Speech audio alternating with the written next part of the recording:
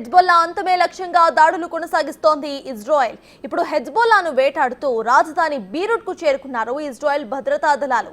నగరంలోని నివాసాలపై Israel defence force బాంబులతో విరుచుకుపడుతోంది. సోమవారం తెల్లవారుజామున జరిగిన దాడుల్లో పాలస్తీనా మిలిటెంట్లు 3, మరో పౌరుడు కూడా మృతి చెందాడు.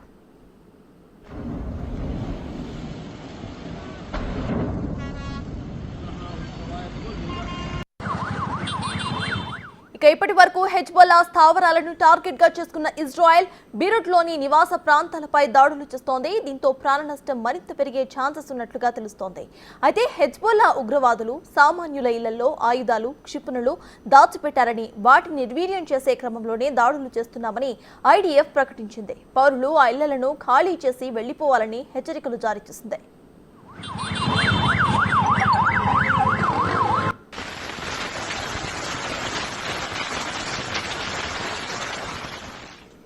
మరోవైపు నిరంతరాయంగా సాగుతున్న ఇజ్రాయెల్ దాడుల్లో ఆదివారం ఒక్కరోజు 105 మంది మృతి చెందినట్లుగా లెబనాన్ అధికారులు ప్రకటించారు.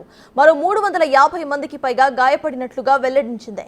గత 2 రోజులుగా లెబనాన్లో ఐటీఎఫ్ జరుపుతున్న దాడుల్లో మొత్తం మృతుల సంఖ్య 1000కి పైగా దాటినట్లుగా తెలిపారు.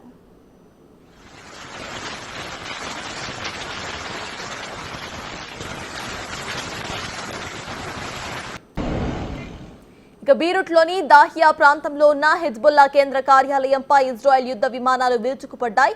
ఈ దాడిలో హెజ్బొల్లా చీఫ్ హసన్ నస్రల్లా మృతి చెందాడు. భద్రతా సిబ్బంది దాడి జరిగిన ప్రదేశంలోనే నస్రల్లా మృతదేహాన్ని స్వాధీనం చేసుకున్నారు. ఆయన మృతదేహంపై ఎటువంటి గాయాలు కూడా కనిపించలేదు. దీంతో అసలు నస్రల్లా మృతికి ఇజ్రాయెల్ దాడులే కారణమా లేదా అంతకు ముందే మరణించాడా అనే అనుమానాలు కూడా ఇప్పుడు వ్యక్తమవుతున్నాయి. అయితే భారీ బాంబు పేలుళ్ల కారణంగా షాక్ కు గురై నస్రల్లా చనిపోయి ఉంటాడని భావిస్తున్నారు. మరోవైపు నస్రల్లా మరణంతో హెజ్బొల్లా కొత్త నాయకుడు ఎవరనే దానిపై క్లారిటీ అయితే ఇంకా రాలేదు. నస్రల్లా వారసుడిగా అతడి సమీప బంధువు అయిన హమేజ్ సఫీదీన్ను ఎన్నుకున్నట్లుగా వార్తలు గుప్పుమన్నాయి. కానీ అవన్నీ కూడా అవాస్తవాలని హెజ్బొల్లా ప్రకటించేసిందే. నాయకత్వ బాధ్యతలపై తాము ఇంకా నిర్ణయం తీసుకోలేదని వెల్లడించింది.